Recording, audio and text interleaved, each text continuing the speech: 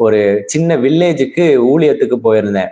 Sunday சர்மனுக்கு என்ன ஒரு chief கெஸ்டா அழைச்சிருந்தாங்க, ஸ்பீக்கரா அழைச்சிருந்தாங்க. அந்த சண்டே சர்மன் முடிச்சோடனே ஜபத்துக்கு வந்து நிப்பாங்க. நிக்க வைக்கும்போது ஒரு சகோதரி வந்திருந்தாங்க. 2 கையுமே இப்படி இருக்கு. அது சின்னதுல போலியோ வந்துருச்சா இல்ல நடுவுல வந்துச்சான்னு தெரியல, இப்படி இருக்கு. நான் அவங்களுக்கு ஜபம் பண்ணும்பொழுது அவங்களுடைய ஒரு வயசு பொண்ணையும் கூட்டிட்டு வந்திருந்தாங்க, ஒரு பையன்.